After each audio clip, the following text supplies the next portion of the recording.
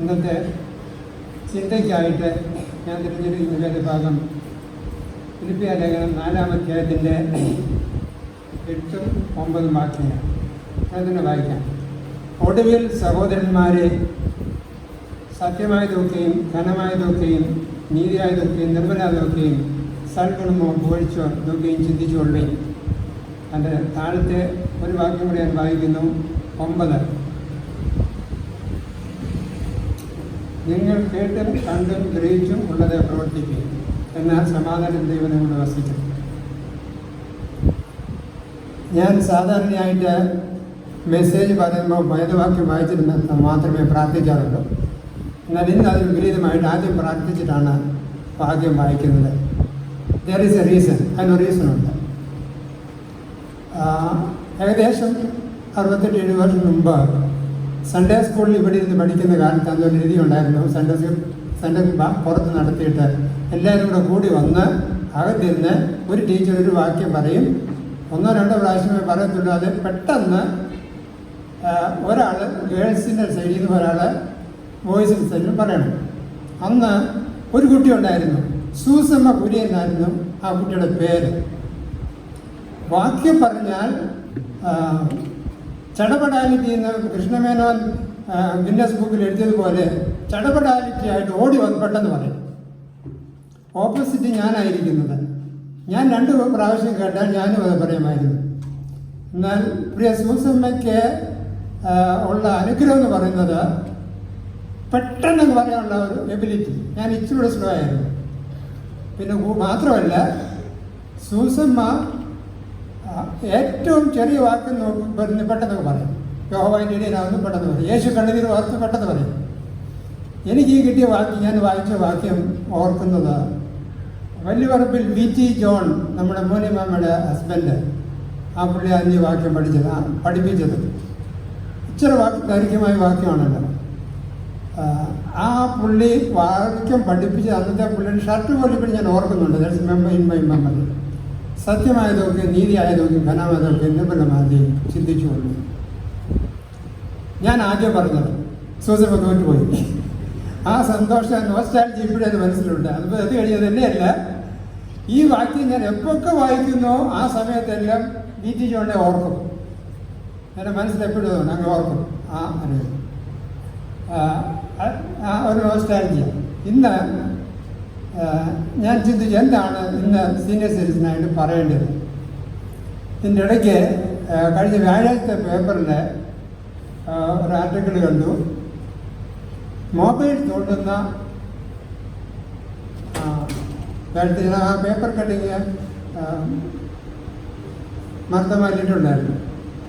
Mobile തോണ്ടുന്ന ഇന്നത്തെ ജനം, പഴയ സമൂഹം, രണ്ടുള്ള വ്യത്യാസം. ഞാൻ ഓർത്തു ചിന്തിച്ച് ഞാൻ എന്താ പറയേണ്ടത്. ഒടുവിൽ പറഞ്ഞ് ഞാൻ വിചാരിച്ചു, പഴയ സമൂഹവും ഇന്നത്തെ സമൂഹമായിട്ടൊരു വ്യത്യാസം തന്നെ പറയാൻ വിചാരിച്ചു. അതല്ല, കഥകൾ കേൾക്കുവാൻ പിള്ളേർക്ക് ഇഷ്ടമാണ്. ഞാനൊരു സാൽവേഷൻ മെസ്സേജ് പറഞ്ഞാൽ പിള്ളേരാരും എൻജോയ് ചെയ്യത്തില്ല. അതുകൊണ്ട് ഞാൻ ഇന്ന് കഥകളാണ് പറയാൻ പോകുന്നത്. അന്നേരം പറഞ്ഞാൽ കഥകൾ എൻ്റെ അനുഭവത്തിൽ കൂടെ പറഞ്ഞാൽ അത് സെൽഫ് ഗ്ലോറിഫിക്കേഷൻ ആയി പോകും. ഞാൻ ആദ്യം വിചാരിച്ച അനുഭവങ്ങൾ പറയാം. അനുഭവങ്ങൾ പറഞ്ഞാൽ സെൽഫ് ഗ്ലോറിഫിക്കേഷൻ, അത് പറയാൻ ഞാൻ ആഗ്രഹിക്കുന്നില്ല. എന്നാൽ അനുഭവത്തിൽ കൂടെ 1-2 കാര്യങ്ങൾ പറയട്ടെ. എൻ്റെ ഞാൻ 7-ാം ക്ലാസ്സിൽ പഠിക്കുമ്പോഴാന്ന് തോന്നുന്നു വിമോചന സമരം. എല്ലാവരും വിമോചന സമരം പോയി. അന്നത്തെ വാക്യം എന്തായിരുന്നു? ബാലറ്റ് പേപ്പറിൽ കൂടെ ആദ്യമായിട്ട് ലോകത്തിൽ തിരഞ്ഞെടുക്കപ്പെട്ട ഒരു ഗവൺമെൻറ്, EMS ഉൾപ്പെടെ ഗവൺമെൻറ്റിനെ, ആ ഗവൺമെൻറ് താഴെ ഇറക്കുക. അന്നത്തെ മുദ്രാവാക്യം അങ്കമാലി കല്ലറയിൽ ഞങ്ങളുടെ സഹോദരി ഗ്ലോറിയ ഉറങ്ങുന്നെങ്കിൽ കല്ലറയാണ് കട്ടായം ഞങ്ങൾ പകരം ചോദിക്കും. ഇതൊക്കെ എനിക്ക് തിന്നിരിക്കുന്ന സമയങ്ങളാണ്. അത് കഴിഞ്ഞ് ആ സമരത്തിന് തന്നെ പേരിട്ടത് അന്ന് ഞാൻ കണ്ടത് ചരിത്രത്തിൽ രേഖപ്പെടുത്തിയിരിക്കുന്നതാണ്. കത്തോലിക്ക സ്ത്രീകൾ, അമ്മച്ചിമാർ, 90-100 വയസ്സ് ചുറ്റളവുള്ള അമ്മച്ചിമാർ കച്ചമുറി കൊടുത്ത് കൊടിയും പിടിച്ച് സമരത്തിലിറങ്ങി. ഒടുവിൽ സമരത്തിന് പേര് വന്നു കച്ചമുറി സമരം. അതൊക്കെ മനസ്സിലെങ്ങനെ നിൽക്കുമ്പോൾ ചെറുപ്പകാലത്ത് എൻ്റെ ചെറുപ്പകാലത്ത് നമ്മുടെ അന്ന് ലേഖനത്തിൽ എഴുതി മതി തന്നെ നമ്മുടെ വീടുകളിലൊക്കെ ഞങ്ങളുടെ വീടുകളിലൊക്കെ 5 മുതൽ 10 വരെ അംഗസംഖ്യയുള്ള ഫാമിലീസായിരുന്നു. അന്നത്തെ ജീവിതം എങ്ങനെയായിരുന്നു അനുഭവിച്ചത്? ഒന്നിനും അനുഭവം ഞാൻ പറയാൻ ആഗ്രഹിക്കുന്നു. അന്ന് എൻ്റെ പേഴ്സണാലിറ്റി കാര്യത്തിൽ പറയുമ്പോൾ ഞങ്ങളുടെ അമ്മച്ചി, ഞങ്ങൾ 8 മക്കളുണ്ട്, 5 ആണും 3 ഗേൾസ്. ഞങ്ങൾ വളർന്നു വരുന്ന സമയത്ത് അമ്മച്ചിക്ക് എവിടെയെങ്കിലും പോകണമെങ്കിൽ ഞാൻ അന്ന് ചെറുപ്പമായിട്ടിരിക്കുമ്പോൾ എന്നെ കൊണ്ട് കൊടുക്കുന്നത് ഞങ്ങളുടെ ഒരു കസിൻ്റെ മാഗയുടെ കൊച്ചമ്മയുണ്ട്. അമ്മച്ചി അവർക്കൊരു മോനുണ്ട്, അവൻ്റെ പേരും കുഞ്ഞുമോന്ന. ഞങ്ങൾ 2 ഒരേ പ്രായമാണ്. അന്നേരം അമ്മച്ചി പോയാൽ ചിലപ്പം വീട്ടിലൊന്ന് പോവുകയാണെങ്കിൽ ചിലപ്പം നടന്നു വന്നുകൊണ്ടിരിക്കുമ്പം രാവിലെ പോയാൽ വൈകിട്ടേ വരത്തുള്ളൂ. ഈ കുഞ്ഞിനെ കൊണ്ടെടുത്തിട്ട് പോകും. കുഞ്ഞിനെന്തോ കൊടുക്കും? 3-4 വയസ്സേ ഉള്ളൂ. അമ്മച്ചിക്ക് അന്നത്തെ കാലത്ത് എന്ത് കൊടുക്കുന്നൊരു വിഷയമല്ല. അമ്മച്ചിയെ കൊണ്ട് ഏൽപ്പിക്കുക, പിന്നെ അമ്മച്ചിയുടെ കാര്യം നോക്കുന്നു. അമ്മച്ചി ബ്രസ്റ്റ് ഫീഡിങ് ആണെങ്കിൽ ആ ബ്രസ്റ്റ് ഫീഡിങ് എനിക്കും തരും. അങ്ങനെ 2 അമ്മച്ചിമാരുടെ പാലെങ്കിലും ഞാൻ കുടിച്ചിട്ടുണ്ടെന്നുള്ള ആ സാക്ഷ്യം എനിക്കുണ്ട്. മേ ബി അതായിരിക്കും എൻ്റെ ആരോഗ്യത്തിൻ്റെ രഹസ്യം, അറിയില്ല. അതൊക്കെ ഒരു കോമൺ ഫാക്ടർ. അതൊക്കെ അങ്ങനെ ഉള്ള അനുഭവങ്ങൾ ഇന്നത്തെ തലമുറയ്ക്ക് ആർക്കെങ്കിലും കിട്ടിയിട്ടുണ്ടോ? നിങ്ങൾക്ക് കിട്ടത്തില്ല, കിട്ടാൻ സാധ്യതയില്ല.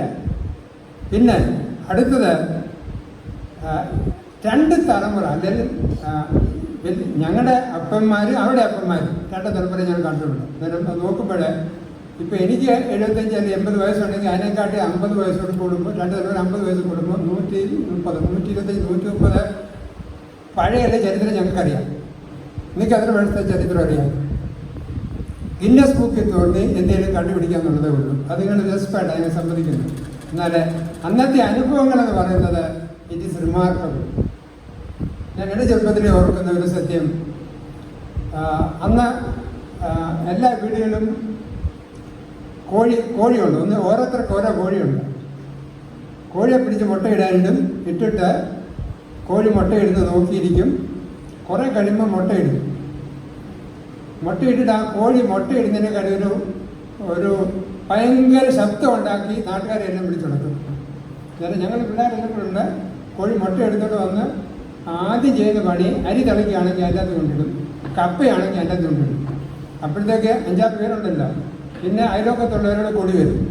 എന്നിട്ട് ഈ മുട്ട എത്രയായിട്ട് മുറിക്കാൻ പറ്റും? ചിലപ്പോൾ നൂല് വെച്ച് 5ആയിട്ടും 6ആയിട്ടും 8 മുറിക്കും. മുറിച്ചിട്ട് എല്ലാവർക്കും പൗത്ത് കൊടുക്കും. പിന്നെ അപ്പോഴത്തെ അയലോക്കത്താർ വരുന്ന ആരെങ്കിലും പിള്ളേരുണ്ടെങ്കിൽ അവരുടെ വായിൽ ഇച്ചിരി അങ്ങോട്ട് വെച്ച് കൊടുത്താൽ ഞങ്ങൾ കൊടുത്തെന്ന് അറിയിക്കാനെങ്കിൽ അതൊന്ന് തൊട്ട് കൊടുക്കും. ആ ഒരു അനുഭവം, അതിൻ്റെ സുഖം, അതിൻ്റെ ആ സായുധ്യം ആർക്കെങ്കിലും മനസ്സിലാക്കാൻ പറ്റും? നിങ്ങൾക്ക് കിട്ടത്തില്ല, നിങ്ങൾക്ക് അനുഭവിക്കാൻ ഒക്കത്തില്ല. അന്നേരം ഞാൻ പറയാൻ ഉദ്ദേശിച്ചത് ഇത്രയേ ഉള്ളൂ. We are more blessed than this current generation. അടുത്തത് ഞങ്ങളുടെയൊക്കെ ജനറേഷനിൽ അല്ല, ഞങ്ങളുടെ മുതിർന്ന ജനറേഷന് 10 വയസ്സാകുമ്പം ഗേൾസിനെ കല്യാണം കഴിപ്പിക്കും. അത് കുറച്ചുകൂടെ കഴിഞ്ഞപ്പോൾ 15ആയി. ഞങ്ങളുടെ ജനറേഷൻ ആയപ്പോൾ 20 വയസ്സായി. 20 വയസ്സാകുമ്പോൾ കല്യാണം കഴിച്ചിരിക്കണം, ഇല്ലെങ്കിൽ പേരം നിറഞ്ഞ് നിൽക്കുന്നതെന്നാണ് പറയുന്നത്. അത് നാണക്കേടാണ്. അന്നത്തെ കാലത്ത് കെട്ടിക്കാനും പെൺപിള്ളേരെ കെട്ടിക്കാൻ പൈസ കുറവാണ്. അതിന് അഡ്ജസ്റ്റ്മെൻ്റ് ഒക്കെ ചെയ്യും. ചിലർ സ്ഥലം ഉള്ളത് വീട്ടിൽ കെട്ടിക്കും. ചിലർ ആങ്ങളമാരുണ്ടെങ്കിൽ അവരെ കൊണ്ട് കല്യാണം കഴിപ്പിച്ച് അവിടെ സ്ത്രീധനം മേടിച്ച് ഇങ്ങോട്ട് കൊടുത്ത് അഡ്ജസ്റ്റ്മെൻറ്റ് കൂടി കല്യാണം നടത്തും. ഇതൊക്കെ അന്നത്തെ സംഭവങ്ങളാണ്. എന്നാൽ അവരുടെ ദൗത്യം എന്ന് പറയുന്നത് പെൺപിള്ളേർ നിറഞ്ഞു നിൽക്കാൻ പാടില്ല. ഇന്നോ ഞാൻ വ്യസനത്തോട് പറയട്ടെ, ഇന്നത്തെ പെൺപിള്ളേർ കല്യാണം വേണ്ട, എനിക്ക് വേണ്ട. എൻ്റെ പല സേവന മക്കളും ഞാൻ കല്യാണം കഴിക്കുന്നില്ല, എനിക്ക് കല്യാണം വേണ്ട. നമ്മുടെ എന്താ കല്യാണം കഴിക്കുന്നത്? എനിക്ക് വേണ്ട, എനിക്ക് കല്യാണമേ വേണ്ട, എന്നോട് പറയേ വേണ്ട, സബ്ജക്റ്റ് ഓപ്പൺ ചെയ്യണ്ട. ഞാൻ ഇന്ന് നിങ്ങളോട് പറയുന്നത്, പ്രത്യേകിച്ച് ഗേൾസിനോട് പറയുന്നത്, ഒരു സ്ത്രീയുടെ ജീവിതത്തിലെ ഏറ്റവും അവരുടെ അനർഹമായ മോമെൻ്റ് എന്ന് പറയുന്നത്, സൈക്കോളജിസ്റ്റ് പറയുന്നത്, തൻ്റെ കുഞ്ഞ് വന്ന് കെട്ടിപ്പിടിച്ച് അമ്മ എന്ന് പറയുന്ന ആ വേർഡ് കേൾക്കുമ്പോൾ, അമ്മ എന്ന ശബ്ദം കേൾക്കുമ്പോൾ ആ ഒരു ഏതൊരു സ്ത്രീയുടെയും ഏറ്റവും ജീവിതത്തിലെ സാഹചര്യമായ മോമെൻ്റാണ്. അതിനപ്പുറത്തൊരു മോമെൻ്റ് ഇല്ല. ചിലർ പറയും വിവാഹം കഴിക്കുമ്പോഴാണ്, ചിലർ പറയും ഇതാകുമ്പോൾ ഒന്നുമല്ല. ഏറ്റവും തൻ്റെ കുഞ്ഞ് വന്നാൽ എന്നെ കെട്ടിപ്പിടിച്ച് അമ്മ എന്ന് വിളിക്കുന്ന ശബ്ദം കേൾക്കുമ്പോൾ അവിടെ ഹൃദയം തുടിക്കും. അത് കണ്ട് സന്തോഷിക്കാത്ത ഒരു സ്ത്രീയും ഇല്ല. അതുപോലെ ഞാനിന്ന് പ്രത്യേകിച്ച് കുഞ്ഞുങ്ങളോട്, ബോയ്സിനോട് പറഞ്ഞത്, നിങ്ങൾ ഒരു 24, എൻ്റെ പേഴ്സണൽ കാര്യം ഞാൻ 25 ഇയേഴ്സ് ആയപ്പോൾ കല്യാണം കഴിച്ച് ഞാൻ ആഗ്രഹിച്ചു. എന്നാൽ കെട്ടുന്ന പെണ്ണിന് ചില കൊടുക്കണ്ടേ, അതിനുവേണ്ടി 3-4 വർഷം കൊണ്ട് പോകേണ്ടി വന്നു. അതുകൊണ്ട് നിങ്ങൾക്ക് കല്യാണം കഴിച്ച് പെണ്ണിന് ചിലവ് കഴിക്കുകയാണെങ്കിൽ 25 വയസ്സാകുമ്പോൾ കല്യാണം കഴിക്കണം. ബോയ്സ്, ഗേൾസ് മാക്സിമം 25 വയസ്സാകുമ്പോൾ നിങ്ങൾ കല്യാണം കഴിക്കണം. അത് 30 വയസ്സിനപ്പുറം ബോയ്സ് പോകരുത്. എന്തിനാണ് കല്യാണം കഴിക്കുന്നത്? അതുകൊണ്ട് നിങ്ങൾ അതിന് ചെയ്യേണ്ട ഒറ്റ മാർഗമേ ഉള്ളൂ. ഇന്ന് മുതൽ ഞാൻ ഇൻക്ലൂഡിങ് ഈ ഇവിടെ ഇരിക്കുന്ന ചെറിയ ഗേൾസിലൂടെ പറയുന്ന, ബോയ്സിലൂടെ പറയുന്ന, ഇന്ന് തൊട്ട് നിങ്ങൾ പ്രാർത്ഥിക്കണം. എന്താ പ്രാർത്ഥിക്കേണ്ടത്? എനിക്ക് ഇന്ന ചെറുക്കനെ കിട്ടണമെന്ന് പറഞ്ഞ് പ്രാർത്ഥിക്കരുത്. കർത്താവേ, 25 വയസ്സാകുന്നതിന് മുമ്പ് എൻ്റെ വിവാഹം നടക്കണം. എനിക്ക് 2 കുഞ്ഞുങ്ങളെ നീ ദാനം ചെയ്യണം. ഈ 2 കാര്യങ്ങൾ പ്രാർത്ഥിക്കണം. അതിന് മുമ്പായിട്ട് എനിക്ക് ജോലി വേണം. എനിക്ക് 25 വയസ്സാകുന്നതിന് മുമ്പായിട്ട് എൻ്റെ കല്യാണം നടക്കണം. പ്രാർത്ഥിക്കാൻ പറ്റുമോ? ഈ എനിബഡി റെഡി? ആർക്കെങ്കിലും പ്രാർത്ഥിക്കാമോ? ഇല്ല, പ്രാർത്ഥിക്കാൻ പറ്റില്ല.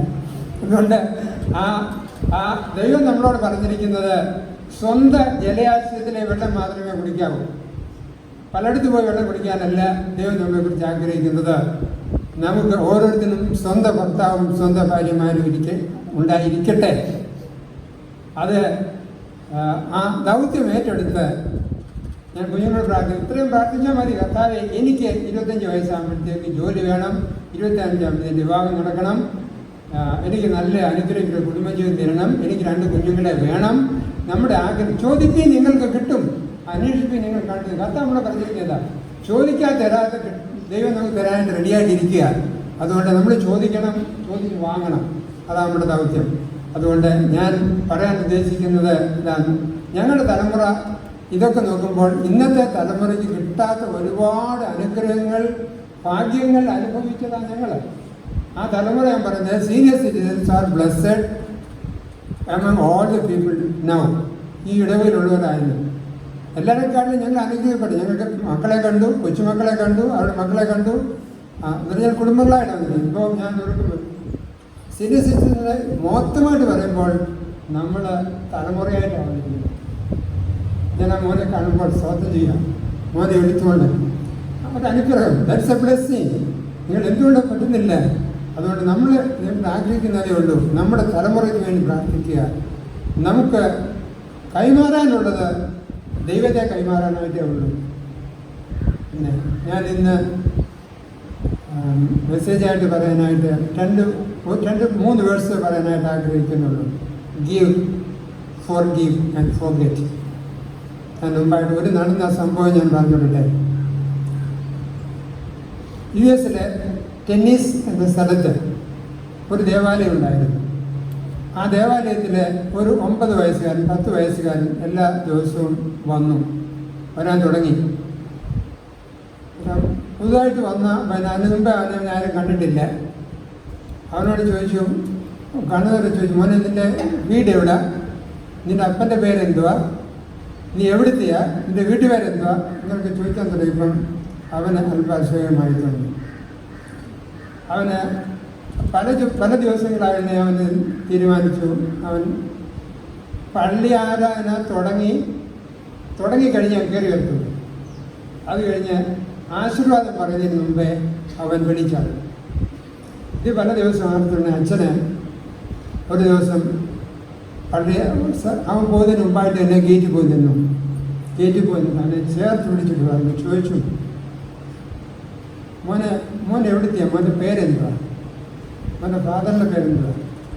ഒന്നും പറഞ്ഞില്ല.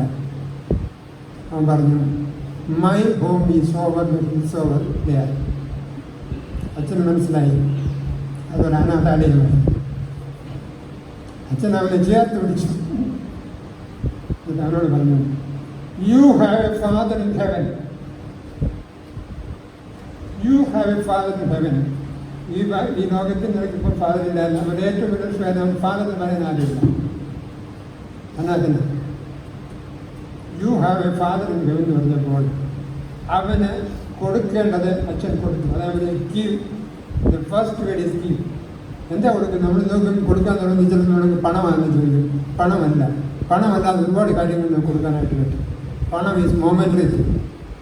അവന് കൊടുത്തത് അവൻ്റെ സ്വർഗത്തിലുള്ള അപ്പച്ചനെ അവൻ കൊടുത്തു. അന്നേരം അവൻ മനസ്സിലായി ഫാദറില്ല. അതവനെ ഒത്തിരി ബലപ്പെടുത്തി. അവൻ മിടുക്കനായിട്ട് പഠിച്ചു. കാലങ്ങൾ കടന്നുപോയി.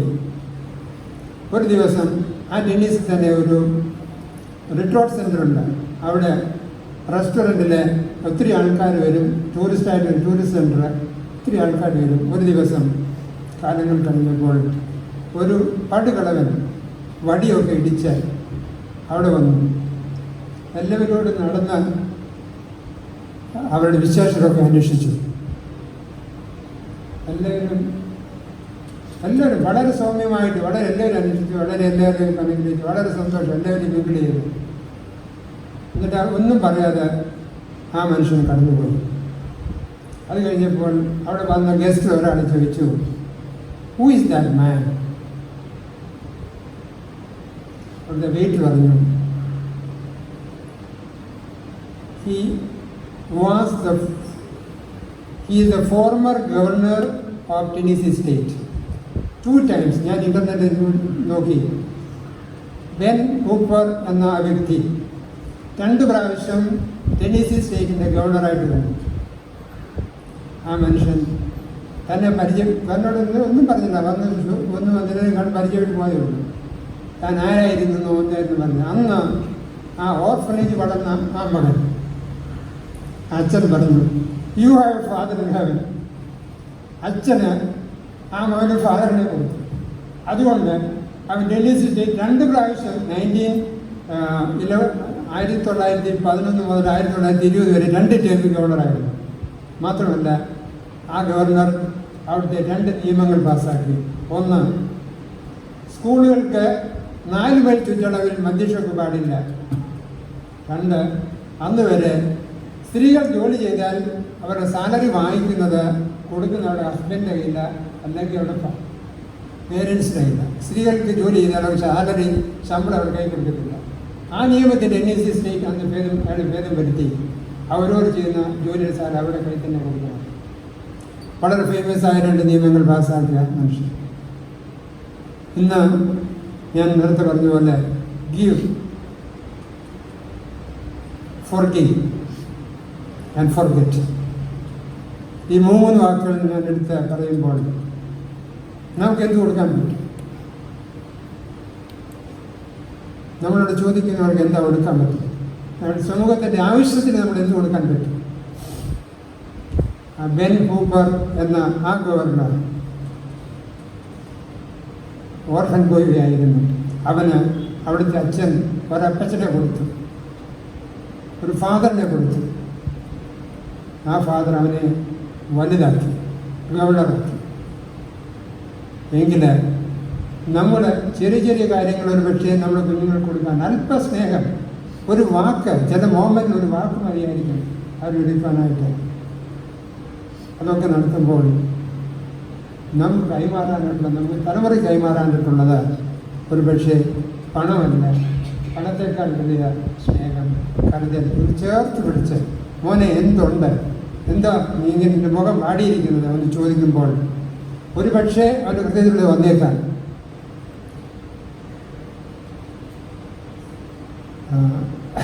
ഞാൻ പഴയ കാര്യങ്ങൾ ഓർക്കുമ്പോൾ ഞാൻ പറയാൻ ഉദ്ദേശിച്ച പല കാര്യങ്ങളും പറഞ്ഞില്ല.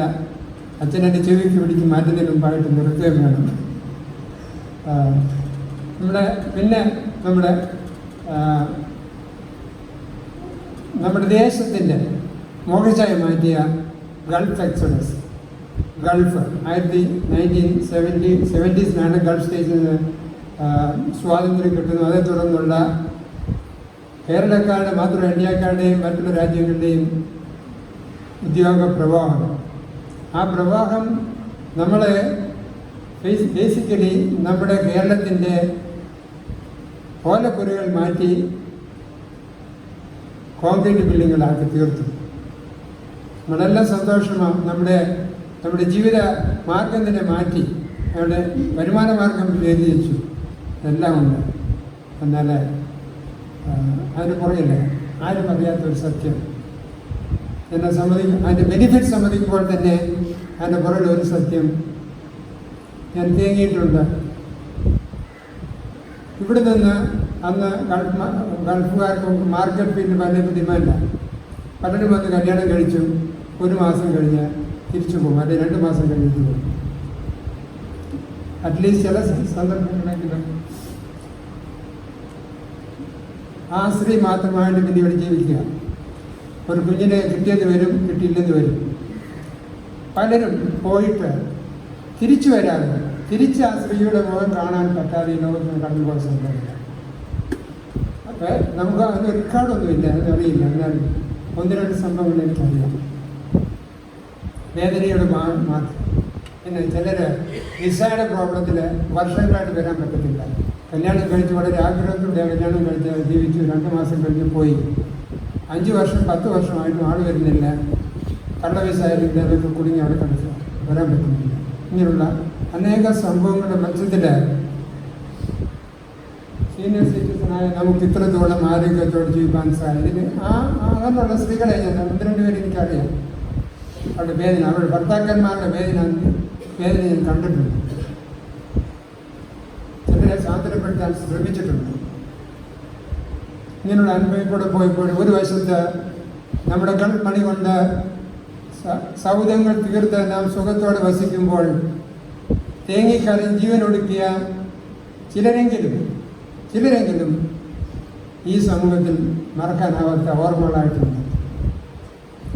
പിന്നെ ഞാൻ പഴയ കാര്യത്തിലേക്ക് വരുമ്പോൾ, ഞങ്ങളുടെ ചെറുപ്പത്തിൽ ആദ്യം ഗൾഫ് വരുന്നതിന് മുമ്പ് നോർത്ത് ഇന്ത്യയിലാക്കി പലായനം ചെയ്ത് ജോലിക്ക് വേണ്ടി നമ്മുടെ പേരൻസിന് അന്ന് മേഖല പോസ്റ്റ് ഓഫീസില്ല. നമ്മുടെ പേരൻസ് നമ്മൾ പോയി അവർക്ക് എന്തെങ്കിലും പൈസ അയച്ചു കൊടുക്കുന്നത് നോക്കിയിരിക്കുന്ന സമയങ്ങൾ.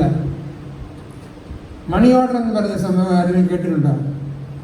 അടുത്ത സമൂഹത്തിന് മണി ഓർഡർ എന്താ അറിയാമോ? നമ്മൾ മണി ഓർഡർ അയക്കും. ബുദ്ധിമുട്ടിലാണ് പോസ്റ്റ് ഓഫീസ്, ബുദ്ധിമുട്ടിൽ പോയി ചെന്ന് വാങ്ങണം. ഇവിടെ നടന്ന് അവിടെ ചെല്ലുമ്പോൾ പറയും ഓർഡർ വന്നു, പക്ഷേ മണി വന്നില്ല, തിരിച്ചു പോരും. മണി എന്താ? അന്ന് പോസ്റ്റ് ഓഫീസിൽ ഓർഡർ ടെലഗ്രാം മെസ്സേജ് വരും, ഇന്ന അടുത്ത പൈസ കൊടുക്കണം. പക്ഷേ ആ പൈസ വരണമെങ്കിൽ സെൻട്രൽ പോസ്റ്റ് ഓഫീസ് പൈസ ഉണ്ടെങ്കിൽ അത് കൊടുത്തു കിട്ടും, ഇല്ലെങ്കിൽ ആളുടെ വിടും, പൈസ കിട്ടില്ല. അങ്ങനെ 3-4 ദിവസം നടക്കുമ്പോഴായിരിക്കും ചിലപ്പോൾ പൈസ കിട്ടും. അന്നത്തെ 100 രൂപ കാണാൻ പറ്റിയിട്ടുള്ളൂ. ഇല്ല, ഇന്നത്തെ 100 രൂപയുടെ വലിപ്പം നമ്മുടെ A4 പേപ്പറിൻ്റെ പകുതി വലിപ്പത്തിലാണ് അന്നത്തെ 100 രൂപ നോട്ട്. എൻ്റെ അഭിപ്രായത്തിൽ നമ്മുടെ മാതാപിതാക്കന്മാർ നമ്മൾ അന്ന് അയക്കുന്ന 100 രൂപ ആയിരിക്കാം അവരാ പൈസ മേടിച്ചിട്ടുണ്ട്. ആ ദൈവത്തെ സ്തുതിച്ചുകൊണ്ട് നന്ദി കരയിട്ടുകൊണ്ട് പ്രാർത്ഥിച്ചതിൻ്റെ ഫലം നമുക്ക് വേണ്ടി ഒരു ഗൾഫ് തുറക്കപ്പെട്ടു.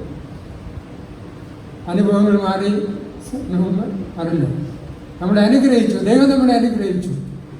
എന്നാൽ ആ അനുഗ്രഹം നമ്മുടെ തലമുറയിലേക്ക് കൈമാറാനായിട്ട് നമുക്ക് എന്ത് ചെയ്യാൻ പറ്റും? ഒന്നേ ചെയ്യാൻ പറ്റത്തുള്ളൂ. നമ്മുടെ കുഞ്ഞുങ്ങൾ, ഞാൻ പറഞ്ഞതുപോലെ, വിവാഹം കഴിക്കാൻ എനിക്ക് വിവാഹം വേണ്ട, അഥവാ വിവാഹം നടത്തിയാലും എനിക്ക് കുഞ്ഞുങ്ങൾ വേണ്ട. പലരുണ്ട്. ഞാൻ പേഴ്സണലായിട്ട് അറിയാവുന്ന പലരും തന്നെയുണ്ട്. ഞങ്ങളുടെ ഫ്രണ്ട്സിന് പലരും. അവർ വെള്ളത്തിൽ പൂട്ടി പച്ച് 2 പൂച്ച വളർത്തി അപ്പുറത്തും ഇപ്പുറത്തും കിടത്തി കുഞ്ഞുങ്ങളെ വേണ്ട. ആ സമൂഹത്തിലേക്ക്, ആ സ്റ്റാറ്റസിലേക്ക് തലമുറ അറിയാതോ അറിഞ്ഞോ നമ്മൾ വെസ്റ്റേൺ കൺട്രീസിനെ ഓർത്തോട് പോയിക്കൊണ്ടിരിക്കുന്ന സമൂഹത്തിലേക്ക് മാറി നിൽക്കുക. എന്നാൽ നമുക്ക് എന്ത് നമുക്ക് നമ്മുടെ കുഞ്ഞുങ്ങൾ കൊടുക്കാനുള്ളത്? പ്രാർത്ഥിക്കുക, അത്രമാത്രമേ ഉള്ളൂ. പിന്നെ ഞാൻ പറയാൻ വന്നത്, forgive and forget. 3 ഒരുപോലെ തോന്നിയേക്കാം, ഒരേ പ്രാസം വന്നേക്കാം. എന്നാൽ 3-നും 3 മീനിങ്. ഞാൻ പറഞ്ഞു ഗീവ് എന്താണെന്ന് സമയത്ത് അറിയാൻ വയ്യ, പറയാനെക്കൊണ്ട് ഞാൻ ആഗ്രഹിക്കുക. അടുത്ത ദിവസം പവർ വിഷനിൽ കേട്ട ഒരു മെസ്സേജാണ്. 2 കണ്ണും പൊട്ടിയ ഒരു സ്ത്രീ അവിടെ യൗവനത്തിൽ അവിടുത്തെ അച്ഛൻ കൈ കൊണ്ട് കുറേ പൈസ കൊടുത്തു. ഇംഗ്ലണ്ടിലാണ് കുറേ പൈസ കൊടുത്തു പറഞ്ഞു. ഇത് ഇന്ത്യയിലെ വർഷങ്ങൾക്ക് മുമ്പ് ഇന്ത്യയിലെ മിഷൻ പ്രവർത്തനങ്ങൾക്ക് വേണ്ടി എൻ്റെ സംഭാവനയാണ്. അച്ഛൻ ആ സ്ത്രീ അറിയാം. അച്ഛൻ പറഞ്ഞു, മോളെ ഇതിന് വലിയൊരു എമൗണ്ട് ഉണ്ടല്ലോ, നിനക്ക് എവിടെ നിന്ന് ഇത്രയും പൈസ കിട്ടുന്നത്? അവൾ പറഞ്ഞു, അച്ഛാ ഇത് എനിക്ക് 2 കണ്ണില്ല. പിന്നെ 2 കണ്ണുള്ളവർക്ക് പകൽ മാത്രമേ ജോലി ചെയ്യാൻ പറ്റത്തുള്ളൂ. എനിക്ക് പകലും രാത്രിയിലും ജോലി ചെയ്യാം. എനിക്ക് പകലും രാത്രി ഒരുപോലെ. അപ്പോൾ ഞാൻ പകലും രാത്രിയിലും ജോലി ചെയ്ത് അവരെക്കാട്ടി കൂടുതൽ സാലറി എനിക്ക് കിട്ടിയിട്ടുണ്ട്. അതുകൊണ്ട് എൻ്റെ വിഹിതമായി അച്ഛൻ വാങ്ങണം.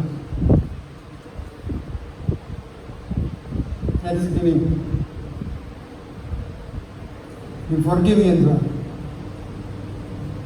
കർത്താന്നുള്ളത്. ഗിവിങ്ങിൻ്റെ മീനിങ് എന്താ? ഫോർഗിവിങ്. കർത്താന്നുള്ളത് പഠിപ്പിച്ചത് നിങ്ങളുടെ മറ്റുള്ളവർ ക്ഷമിക്കുന്ന പോലെ നിങ്ങളുടെ കടങ്ങളും ക്ഷമിക്കും. അല്ലേ? നമ്മുടെ കടങ്ങൾ നമ്മൾ ക്ഷമിച്ചെങ്കിൽ മാത്രമേ നമുക്ക് കർത്താവിൻ്റെ ക്ഷമ അർഹിക്കാനായിട്ട് അവകാശമുള്ളൂ. നമ്മുടെ കടങ്ങളെ നമ്മൾ ക്ഷമിക്കുന്നുണ്ടോ? നമ്മൾ ആരോട് എന്തെങ്കിലും നമ്മൾ ദ്രോഹം ചെയ്താൽ നാളുകൾ നമ്മളത് ചെയ്തില്ലേ? ക്ഷമിക്കാനുള്ള മനോഭാവമുണ്ടോ? നമുക്ക് പലർക്കും ഇല്ല. ഞാൻ എന്നെയൊക്കെ ഉൾപ്പെടെയാണ് പറയുന്നത്. പലപ്പോഴും നമ്മുടെ റൈറ്റിനെ എന്താണ് ക്ഷമിക്കുക എന്ന് പറയുമ്പോൾ ഫോർഗിവിങ് അവർ റൈറ്റ്സ്, നമ്മുടെ റൈറ്റ്സിനെ കളയുന്ന ആ റൈറ്റ്സ്. നമുക്കൊരു റൈറ്റ്സ് ഇല്ല. നമ്മുടെ റൈറ്റ്സിനെ വേണ്ടാന്ന് വെക്കുന്നതാണ് ഫോർഗിവിങ്. ഒരു പക്ഷേ ഞാൻ പറഞ്ഞ കാര്യം ശരിയാണ്, അവൻ പറഞ്ഞ തെറ്റാ, അവൻ ആ തെറ്റുകാരൻ സമ്മതിച്ചു. എന്നാൽ ആ തെറ്റിനെ, എൻ്റെ റൈറ്റിനെ ഞാൻ ഫോർഗീവ് ചെയ്തുകൊണ്ട് വേണ്ടാന്ന് വെച്ചുകൊണ്ട് അവനെ സ്നേഹിക്കുന്ന, അവനോട് ക്ഷമിക്കുന്നതാണ് ഫോർഗീവിങ്. What is forget? ഞാൻ പറയും, ഞാൻ പറഞ്ഞ് കേട്ടിട്ടുണ്ട്, ഞാൻ ക്ഷമിച്ചു എന്നാൽ ഞാൻ മറക്കത്തില്ല. അവൻ എന്നോട് ചെയ്ത് ഞാൻ ചത്താലും മറക്കത്തില്ല. കേട്ടിട്ടുണ്ടോ? ചത്താലും മറക്കത്തില്ല. എന്നാൽ 3ാമത്തെ ട്രേറ്റ് എന്ന് പറയുന്നത് യു മസ്റ്റ് ഫോർഗെറ്റ്. മറവി നമ്മുടെ ഒരു അനുഗ്രഹമാണ്. ആ മറക്കാനുള്ള കൃപ നമുക്ക് തരണമെന്ന് പ്രാർത്ഥിക്കുന്നു. പിന്നെ സീനിയർ സിറ്റിസൺ പറഞ്ഞ ഡേറ്റ് വരുമ്പോൾ ഒരു കാര്യം കൂടെ പറഞ്ഞത്, വി ആർ ബോൺ ഡെത്ത്. അല്ലേ? നമ്മൾ മരിക്കാൻ വേണ്ടിയാണ് ജനിച്ചത്. എന്തിനു വേണ്ടിയാണ് ജനിച്ചത്? മരിക്കാൻ വേണ്ടിയാണ് ജനിച്ചത്. Death is the command of God. ദൈവത്തിൻ്റെ കൽപ്പനയാണ്. നമ്മൾ തുറന്ന് വരുമ്പോൾ ആരാധനയ്ക്ക് വേണ്ടി മരിക്കാം, നിന്റെ കൽപ്പനയാൽ മുഴുവൻ അധികാരം ചെയ്യും. ആ ജനിച്ചത് തന്നെ മരിക്കാൻ വേണ്ടിയാണ്. അന്നേരം മരണമെന്ന് പറഞ്ഞത് സുനിശ്ചിതം. ഞാൻ അനുഗ്രഹം എന്താണ്? ഞാൻ എന്ന് മരിക്കുമെന്ന് എനിക്കറിയത്തില്ല, എങ്ങനെ മരിക്കുമെന്ന് അറിയത്തില്ല. അതുകൊണ്ട് എനിക്ക് സന്തോഷം. ഞാൻ മരണത്തേക്ക് എനിക്ക് പേടിയില്ല. സമയം പോയെന്നറിയില്ല, എങ്കിലും മരണത്തെ പേടിക്കുന്ന ഒരു സംഭവം കൂടെ പറഞ്ഞ് ഞാൻ അവസാനിപ്പിക്കാം. നമുക്കറിയാം, സദ്ദാം ഹുസൈൻ ഗൾഫിലെ ബഗ്ദാദിൽ വെച്ച് സദ്ദാം ഹുസൈൻ ഗൾഫ് വാറിന് പിടികിട്ടുമെന്നറിഞ്ഞപ്പോൾ അവൻ മരിച്ചില്ല. അവൻ വലിയൊരു കുഴി ഉണ്ടാക്കി ആ കുഴിക്കകത്ത് കയറിയിരുന്ന് മേളിലെ ഇലയൊക്കെ കൂടിയിട്ട് കാണാതിരുന്നു. അവനെ പിടിച്ചു. മരിക്കാൻ അവന് പേടിയായിരുന്നു. എന്തുകൊണ്ടാണ് പേടി? മരിച്ചു കഴിഞ്ഞാൽ ഞാൻ എവിടേക്കാണ് പോകുന്നതെന്ന് അവന് അറിയാം. അഗ്നികുണ്ഡത്തിലേക്കാണ് പോകുന്നതെന്ന് അവന് അറിയാം. അതുപോലെ മരണത്തെ പിടിച്ചു. അതുപോലെ തന്നെ കേണൽ ഗഡാഫി സെയിം തിങ്. പിടിപ്പിക്കപ്പെടുമെന്ന് അറിഞ്ഞപ്പോഴത്തേക്ക് അവൻ ഒളിച്ചിരുന്നത് സ്വീവേജ് പൈപ്പിൻ്റെ അകത്ത് കയറിയിരുന്നു. ഓക്കെ, കക്കൂസി കൊണ്ട് ഒഴുകുന്ന വെള്ളം പോകുന്ന സ്വീവേജ് പൈപ്പിൻ്റെ അകത്ത് കയറിയിരുന്നു. മുന്നിന് ജീവൻ രക്ഷപ്പെടാൻ വേണ്ടി രക്ഷപ്പെട്ടില്ല. 2 ടെററിസ്റ്റ് ആയിരുന്നു. അല്ലേ? പോയിന്റ് ബ്ലാങ്കിൽ എത്ര പേരെ അവർ ഷൂട്ട് ചെയ്തിട്ടുണ്ട് ആർക്കും കണക്കില്ല. ഗഡാഫിക്കായിരുന്നെങ്കിൽ ഫ്ലൈയിങ് പാലസ് എന്നാണ് പറഞ്ഞത്. പറക്കുന്ന 747 ഫ്ലൈറ്റിലെ പാലസിൽ പറന്ന് നടന്ന മനുഷ്യൻ. എന്നാൽ അന്ത്യം ട്രെഞ്ചിൻ്റെ അകത്ത്, സിവേജ് ട്രെഞ്ചിൻ്റെ പൈപ്പിൻ്റെ അകത്ത് കയറിയിരുന്ന് രക്ഷപ്പെടാൻ ശ്രമിച്ചെങ്കിലും രക്ഷപ്പെട്ടില്ല. അങ്ങനെ നോക്കുമ്പോൾ നാം മരണത്തെ പേടിക്കാത്ത എന്തുകൊണ്ടാണ്? We know where we are going. ദൈവം നോക്കാതെ മരണത്തിന് മേലും പാപത്തിന് മേലും മരണത്തിന് മേലും അധികാരം തന്ന ഒരു കർത്താവുണ്ട്. നമ്മുടെ മരണത്തെ കാൽവരിയിൽ നമുക്ക് വേണ്ടി കർത്താവായ യേശു ക്രിസ്തു ഏറ്റെടുത്തുകൊണ്ട് വി ആർ റിഡീംഡ്. നമ്മളെ വീണ്ടെടുത്തു. നമ്മുടെ പാപം അവനെ ഏറ്റെടുത്തു. ഞാൻ പാപം ചെയ്തു, ഞാൻ ശിക്ഷയ്ക്ക് അർഹനാണ്, മരണത്തിന് അർഹനാണ്. എന്നാൽ അവൻ എന്നെ നിത്യജീവൻ തന്ന് എന്നെ വീണ്ടും ജീവിപ്പിച്ച് നിത്യജീവൻ്റെ പ്രത്യാശ തന്നെ എന്നെ നിർത്തിയതുകൊണ്ട് I will not fear the death. പണ്ട് ചെറുപ്പകാലത്ത് ഞാൻ ഓർക്കുന്നുണ്ട്, ഒഴിയാനെ പിടിച്ചിട്ട് പേടിയുണ്ടോ എന്ന് നോക്കി കണ്ണിലൊതുവാൻ നിനക്ക് പേടിയുണ്ടോ? പാമ്പിനെ ആനയെ പേടിയുണ്ടോ? ഇതിനെ പേടിയുണ്ടോ? മറ്റുണ്ടാകും കണ്ണിലൊതുവാൻ, കണ്ണടച്ചാൽ പേടിയാണ് എന്ന് പറഞ്ഞാൽ നമുക്കൊന്നും പേടിച്ചിട്ട് കാര്യമില്ല. നമ്മൾ ജനിച്ചവരെല്ലാവരും മരിക്കും. എന്താണെന്ന് അറിയാത്തത് കൊണ്ട് it's a benefit, it's a ഭാഗ്യം.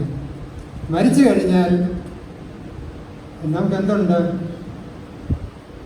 V have a place, we are home. നിത്യമായൊരു ഭവനം നമുക്കുണ്ട്. ആ പ്രത്യാശയുടെ ഉറപ്പ് നമുക്കൊന്നു.